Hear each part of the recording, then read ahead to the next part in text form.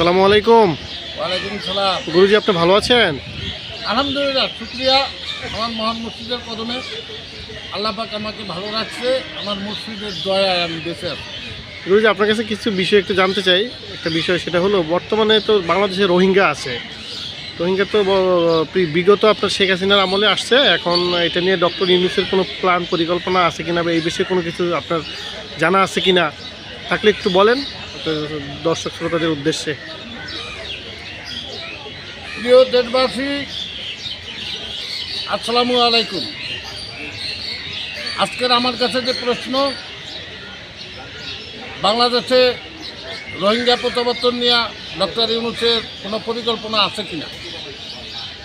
আসলে আলাপ আলোচনা সব কিছু নিয়েই চলছে, কিন্তু আমি আশা করি ডক্টর ইউনূস সাহেব এমন কোনো সুবিধাবাদী কাজ করবেন না যা জনগণের কল্যাণের বাইরে। যেমন ছোট্ট একটা বাংলাদেশ, এই বাংলাদেশে করিডোরের কোনো দরকারই নাই আমি মনে করি। আর করিডোর দিতে হলে আরাকানের সাথে আগে বুঝতে হবে, জনগণের মত নিতে হবে। জনগণের মতের বিপক্ষে প্রধান উপদেষ্টা একা যদি একটা সিদ্ধান্ত নেয়, সেটা কোনো সুন্দর না।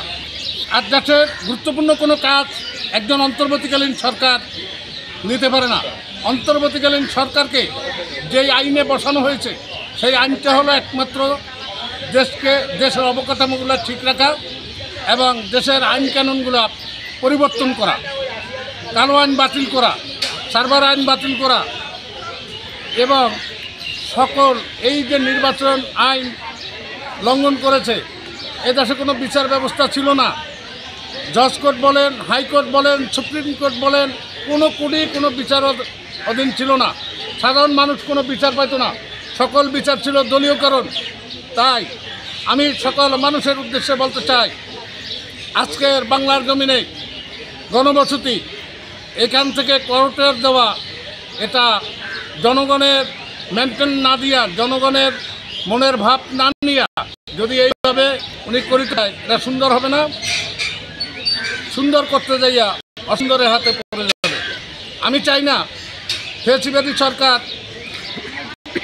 এই দেশ থেকে পালিয়েছে। ছাত্ররা সামনের কাতারে ছাত্ররা ছিল। আমি ধন্যবাদ জানাই বাংলাদেশের সকল ছাত্রদেরকে, যারা বৈষম্যবিরোধী নাম একটা তৈরি করছিল, সেই নামটা এখন আস্তে আস্তে মুছে যাবে। কেননা ছাত্রদের ভিতরে লোভ হয়ে গেছে। ছাত্ররা এখন লোভী, তারা দল গ্রহণ করছে। এখন এই ছাত্রদের সুনাম থেকে দুনাম বেশি হয়েছে। আপনারা আমার এই কথাগুলো শুনেন বা ভালো মনে করেন, আমার চ্যানেলটার পাশে আপনারা থাকেন। নতুন নতুন কথা আপনাদেরকে আমি জানাবো। আপনাদের কাছে আমার চাওয়ার পর কিছু নাই। একটা লাইক দিবেন, একটা শেয়ার দিবেন।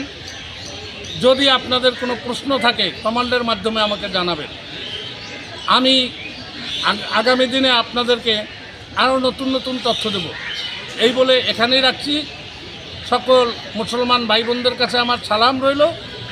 আমার নাম্বারগুলো দেওয়া হলো, আমার ঠিকানা 01711043292, 01726020978। সাথে সাথে মিরপুর 1, ঢাকা 1216, শাহালি মাজার সংলগ্নে যে কোনো সময় ফোন দিয়া আমার সাথে সাক্ষাৎ করতে পারবেন। আমিন, তুমা আমিন।